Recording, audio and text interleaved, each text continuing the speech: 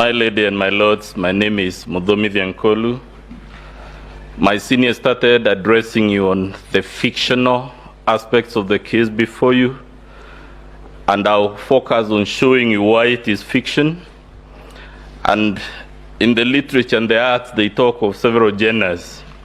When we thought about this matter, we thought the fiction before you is of the genre called tragic comedy. That is a combination of comedy and tragedy. In terms of tragedy, we thought of Macbeth, and we thought of Macbeth talking about the demise of Lady Macbeth and the frustrations of life, and saying it is a story full of sound and fury which signifies nothing. I will tell you shortly why this petition before you is a work of fiction, and specifically a story full of sound and fury, what my colleagues have called shock and awe, but which signifies nothing. We thought of the comical bit of this case, that we have to engage this eminent court to hear spurious allegations. And the comedy we thought about is called Much Ado About Nothing.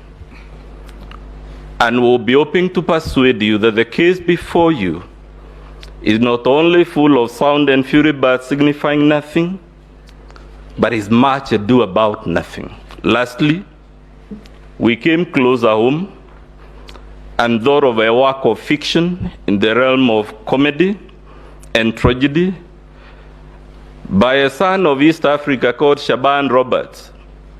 That work is called Kusadikika. And many of you, my lords and ladies, who have read it, you will find it is a work in which people are invited to believe every allegation, however spurious, however preposterous. And we suggest to you that maybe the petitioner himself is taking you to be that country called Kusadikika by Shaban Roberts, in which if you're told the sun rises in the north, you don't apply your mind. Your challenge, my lady and my lords, is who do you believe amongst all these people with stories and counter stories? Is it the man whose name combines the names of two saints, John and Mark, and the third name, Githongo, who was head of ethics in this country, but has the audacity to produce before you forged logs? And when he is called out, instead of profusely apologizing, he says you yet another affidavit full of ifs and buts. Is it Arnold Ochieng Oginga, advocate of the High Court of Kenya, a learned man, to be fair, but who produced to you documents that were disowned by all the presiding officers, and documents he hasn't told you where he has found them, and which my classmate Mr. Mahat was able to show you have actually been doctored to fit into the narrative of the fiction? Or, my lord, are you going to believe Githongo when he tells you that the undisclosed man was demonstrating to him a Form 34A for governor, even though we all know the results for governor are not streamed on the public portal? Or, my lord, are we going to believe the four commissioners who we all saw day and night for 6 days and 6 nights?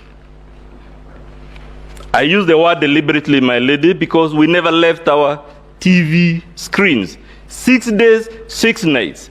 We saw them announcing results that had been verified, and you were told by Mr. Mahat, indeed, they announced most of them. But when the winner becomes apparent, they suddenly turn around and tell you Mr. Chebukati is a bad man, he should be crucified. Are those the people we are going to believe, my ladies and my lords? Or are we going to believe the petitioner himself when he tells you in his petition and affidavit that the Honorable William Ruto intercepted, altered, staged, and then dumped Form 34A on the e-portal? My lady, why we thought this was the most elementary attempt at the fiction, if you do your math, what the petitioner was telling you is that the Honorable William Ruto was intercepting and changing on average 23 Forms 34A per second in the span of 8 minutes, that he claims we staged, dumped, and altered over 11,000 Forms 34A. A question was asked yesterday, my lady, how do you and how, when do you change a Form 34A? And I will invite you to note from the structure of that form that most of the data comes pre-printed. The name of the polling station is pre-printed, the serial number. So the only things you would alter on that form are actually the things written by hand, either by the presiding officer or by the agents or the deputy presiding officer. 3 clusters of people. In the event there are 4 agents, we are talking handwritings of about 7 people. And you're being told the Honorable William Ruto had the capacity to intercept these forms, 11,000 of them in 8 minutes, and alter them. It is in the realm of fiction.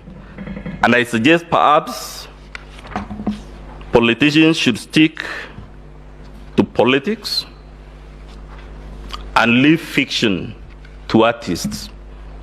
Or are you going to believe, my lady, when you're told that the Honorable William Ruto had this young man with a laptop at the National Tallying Center, and that this is the laptop he was using to do these things called dumping, staging, and whatever not? I think we may have our own views about various citizens, my lady and my lords, but I am struggling to understand who is this fraudster that would walk to a laptop not in some remote place, some inaccessible place where all he has is the network, but he would go to the National Tallying Center with a laptop, and the only reason he has that laptop is to intercept results in the full glare of our TV cameras, in the full glare of all those security men and women that are in that tallying center, under the eagle eye of all the agents. It is simply spurious.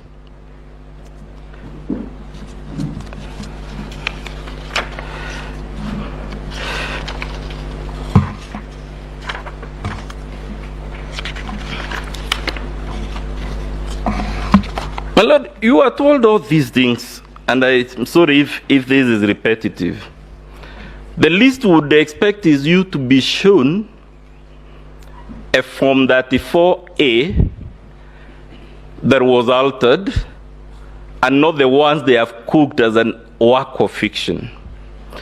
The least we expected is for them to tell you which are the polling stations in which this interception, staging, and dumping occurred. In short, my duty, my lady and my lords, is to tell you, even if you are to look at this case with your most magnanimous and generous set of eyes, even if you are to be as benevolent as Father Christmas, the verdict you would return is that this case before you is a story full of sound and fury, but which signifies nothing.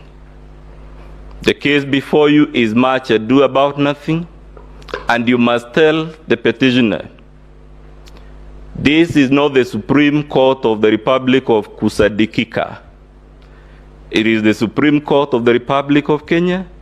It is to be expected that when you move this solemn court, You don't put us in excesses that leave other civilizations wondering why we have to waste the time of the Supreme Court, or God forbid, even the small claims court, dealing with allegations of the type before you, which cannot be believed even by the most gullible person.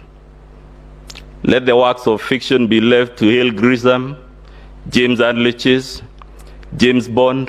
This is a solemn platform. I regret and I pity all of us that we came to deal with such a spurious matter. Thank you very much.